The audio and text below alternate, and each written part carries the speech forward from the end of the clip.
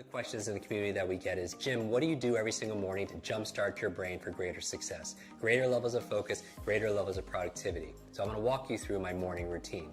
The first thing I do when I wake up in the morning is I have a process to remember my dreams. Now you're like, Jim, why do you want to remember your dreams?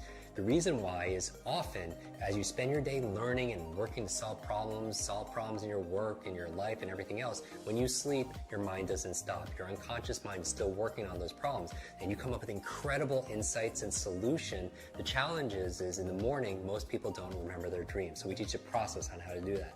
The second thing I do after I wake up is I get out of bed and I make my bed. You're like, Jim, why is that good for your brain?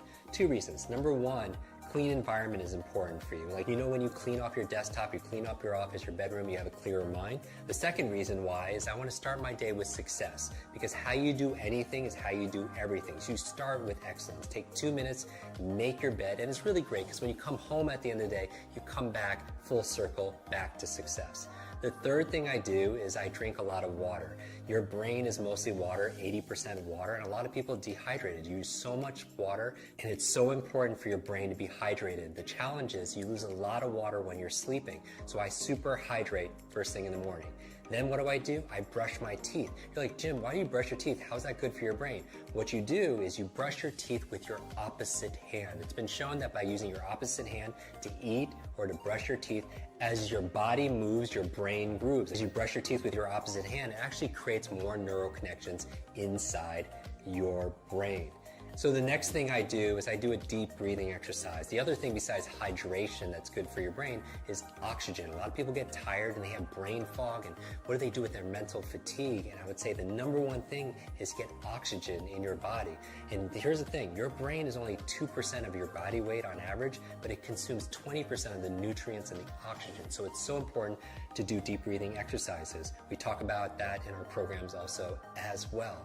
What's the next thing I do in my morning routine? I make myself some tea. I make what I call a brain tea. It has gotu kola, ginkgo biloba, it has lion's mane, it has some essential fatty acids that are there. Really good ingredients that boost my focus and my memory. Now, as I'm drinking the tea, what am I doing? I'm actually journaling. Because if you want to boost your brain power, it's important to take notes. And I do a whole process where I teach you the best ways of taking notes and making notes to be able to plan out your day and also to be able to write the things that you're most grateful for. So I go through this gratitude process in my journal because I feel like your brain really thrives on gratitude. Because if you can't appreciate the things that you already have, you're not going to be given the things that you really want. So why do I focus on gratitude first thing in the morning? Well, I have my vision board and then my goals, everything that I want, but I also have a gratitude board, the things that I'm most grateful for in my life. And if you want to feel instant gratitude, just count all the things in your life that you have that money can't buy. Gratitude is also good for your brain. There was a cover story on the cover of Time magazine on these super nuns who are living 80, 90, and above, and I want to find where's their longevity coming from. Half of it had to do with their gratitude, emotional faith. The other half had to do with they were lifelong learners. So those two things combined are very, very powerful.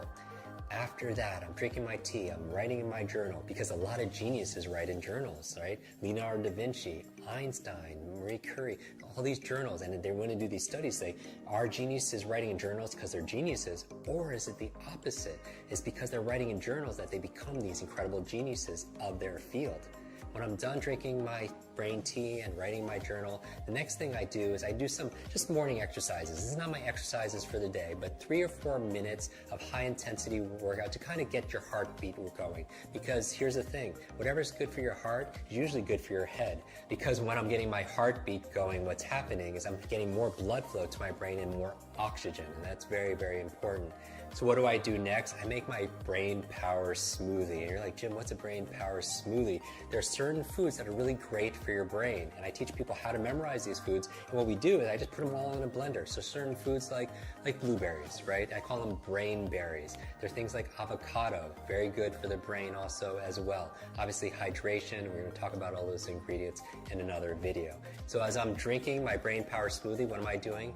I'm reading, right? 20, 30 minutes a day of dedicated reading, because leaders are readers. And you're like, Jim, I can't read a book a week, because the average person reads only about 1 or 2 books a year.